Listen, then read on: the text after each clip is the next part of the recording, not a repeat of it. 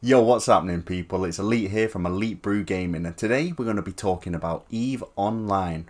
Roll intro.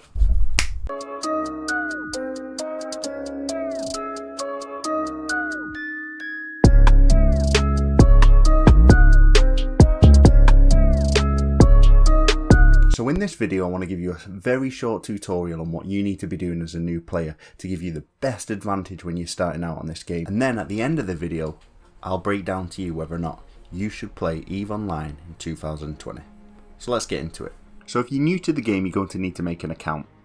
Don't make the mistake that I made and not utilise the recruit a friend scheme. Essentially all you need is a recruit a friend link from either an in-game friend, or if you don't have an in-game friend already, I've got you covered. I'll link my link in the description below. So when you first log into the game, the first job that you have to do is create your character. There are 4 major factions in EVE Online. There's the Amar Empire, the Caldari State, the Galanti Federation, and the Minmatar Republic.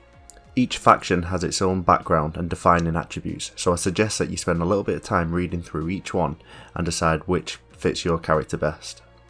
Once you've done this, you need to choose which bloodline you're going to go for, read through them and see again which one fits best for your character. However, I don't think it actually makes too much of a difference to the overall gameplay. It's at this point you then get onto the character customization. EVE Online has without a doubt got some of the best character customization I've seen in a game. You can resize near enough every single body part, and you can have a wide range of haircuts, colours, tattoos and piercings. But what's really ironic about this is that you never actually get to see your character besides a portrait, so make sure that at least you get the face exactly how you want. After you create your character, you're now on schedule to start the first tutorial. You're going to meet your onboard AI, who's called Aura, and she's going to take you through a series of different things. She'll start with the very basics of how to lock onto a ship and how to target things and use your overview, and then after the first thing that you blow up, essentially you're given an option where you can continue or end the tutorial. I opted to end. So this panel you see on the right hand side is what's called the character sheet. Essentially this is where you'll find all your skills and where you train them up. Here you can see me applying what's called a large skill injector. This essentially applies a large amount of skill points to my character sheet, and then with those skill points, yep, you got it, you can spend them on skills. And do you remember me talking about the recruit a friend?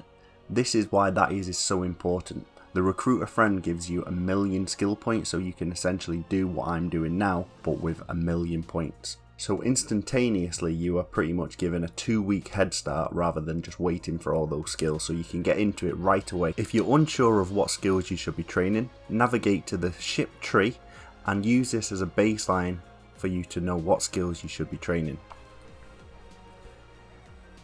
Now that you've created your character, you've applied all of your skill points, get yourself over to G2 Trade Hub and buy yourself a new ship. And now at this point, essentially in game terms, you're on your own, although you're not exactly on your own.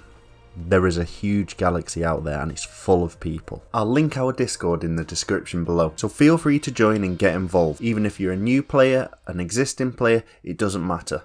We'll be playing at least 3 times a week, so message us on Discord or in-game. We'll be doing a huge variety of things from exploration to PvE, theory crafting, the best possible ship for your skill level and much more.